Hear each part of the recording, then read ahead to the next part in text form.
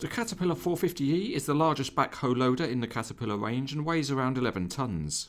This model is in the small scale of 1:87. And because of that, the box that it comes in is really quite small. It's a Caterpillar branded box in the usual style. There's no information about the real machine, but there's a few details about the model on the back, although they're not correct because it says the model has front steering and it doesn't. As with all Norscot models, you expect it to be tied down to the base when you get it out of the box, and this one is no exception. In fact, it's extraordinary because this is a tiny lightweight model and yet it's attached with 5 ties. So you can only assume that the people who do this for a living must really like their job.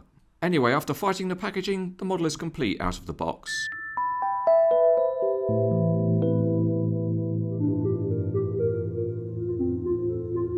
Starting underneath, there is some chassis detail contained within the casting, and the rubber tyres look good. Even though the wheels are very small, there is some nice detailing with the wheel nuts visible. Most of the backhoe is okay for the scale, although one of the pistons was bowing a bit on the review model. But the thing that really doesn't look right is the silver rivets that have been used, and they really would have been so much better painted.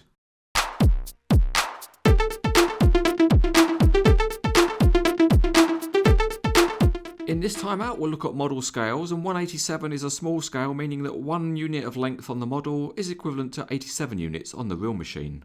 It's a common scale for model railways, and it's also used for models of large machines like tower cranes. The most common scale for trucks and construction machines reviewed on CranesEtcTV is the larger 1:50 scale, and that offers a balance between size and detail. Much rarer are larger scales, and here is a Cat Dozer in the unusual 1:24 scale.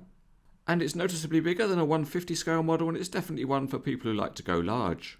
If you like things really big, even bigger and chunkier is this historic Cat model in 1:16 scale.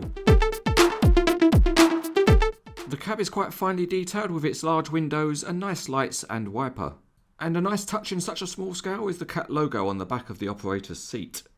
The engine cover's got another sharp Cat graphic, and there's a plastic exhaust pipe. The loader arm has got some more of those big silver rivets, but the bucket's quite good and it's got some lifting forks cast in. The team at CranesEtcTV like to think that they're the big guys. Well, they are measured against a 1:87 scale model.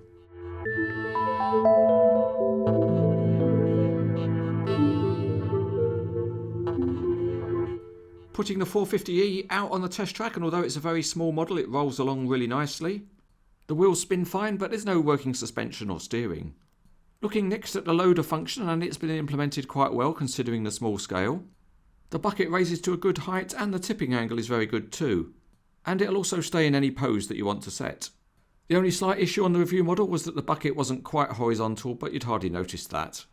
And moving to the back end, the backhoe is quite good also. There's a good range of side to side movement, and all of the digging functions are quite good too. So if you really wanted to, you could spend time digging out a small egg cup full of earth. And hey, if that's the kind of thing that turns you on, then good luck to you. The other working feature on the model is the stabiliser pads.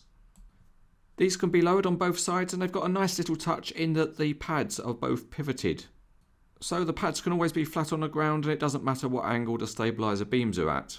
Another plus point is that the cylinders on the stabilisers are stiff enough to be able to hold the machine up off its wheels so it can produce a realistic pose. But on the less good side, the stabilisers don't really retract fully. So when you fold them up, they still stick out a long way, and it looks unrealistically wide compared to how the real machine would be.